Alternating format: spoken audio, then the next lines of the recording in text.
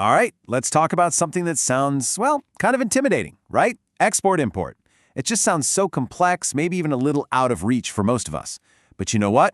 In this explainer, we're going to pull back the curtain, break down the basics, and show you that it's way more accessible than you probably think.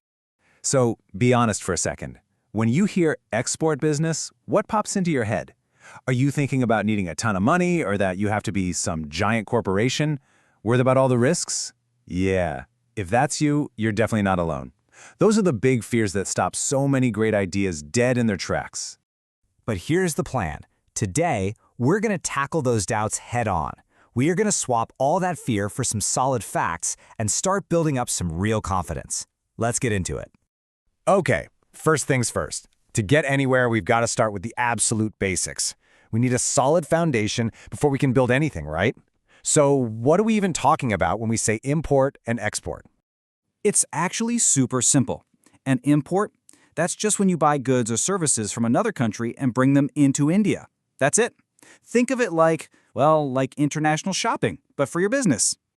And an export is, you guessed it, the exact opposite. You're selling something from India to someone in another country.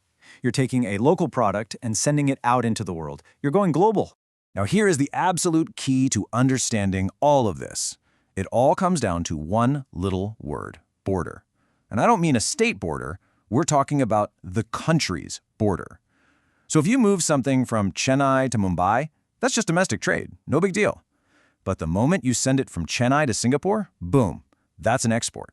Crossing that national line, that is the game changer. Okay, so now we've got the basics down. Foundation is set. Now for the fun part. Let's start debunking some of the huge myths that keep people away from this whole world. We're going to bust these wide open. Okay, here comes the big one. Myth number 1. This is the ultimate dream killer for sure. It's the idea that you need a massive pile of cash just to get started. It feels like this exclusive club where you can't even get in the door without a huge investment, doesn't it? Well, let me tell you, that is just plain wrong. The reality, exporting is a knowledge-based business. It's about process. It's about doing things the right way. Your success really depends way more on what you know than how much money you have in the bank. I mean, just look around at who's actually doing it. You've got small and medium enterprises, you have small traders, you even have merchant exporters. These are folks who don't even make the products themselves. And they're all in the game, succeeding with way less investment than you'd think. Why? Because they mastered the process. All right, myth number 2. This is another huge mental roadblock. People picture these giant factories, huge corporate headquarters, and think, yeah, exporting is only for the big players, the giants. But the truth is actually way more democratic. Seriously, the law couldn't care less about the size of your company. It's set up to let all sorts of different businesses get involved in global trade.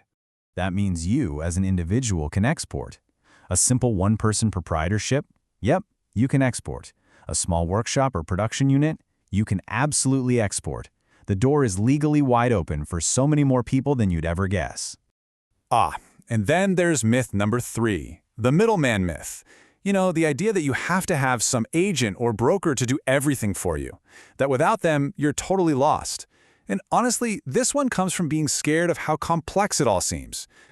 But here's the real deal. An agent is optional. Your knowledge is not. It is compulsory.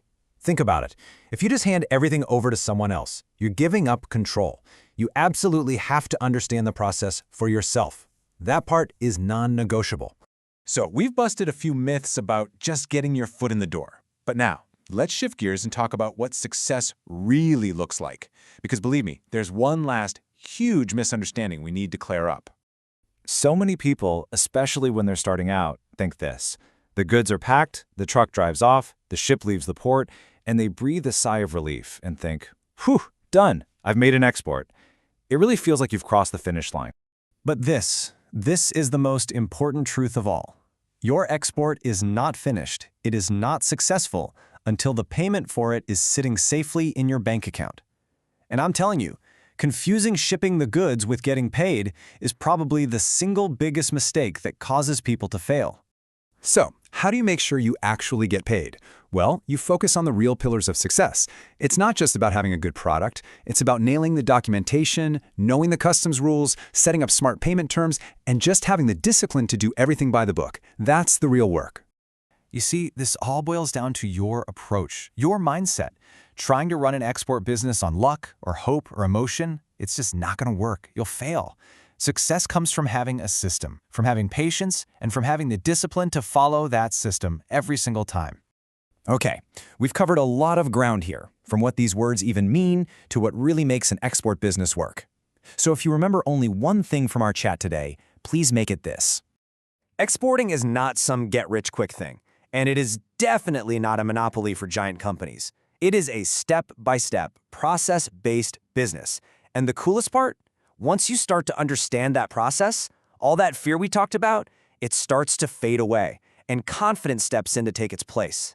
So, we figured out the what this business is all about, but that probably leaves you wondering about the who, as in who is actually legally allowed to do this. And that's exactly what we're going to tackle in our next explainer. We're going to dive right into the legal side of things and break down exactly who is eligible to start exporting from India. Hope to see you there.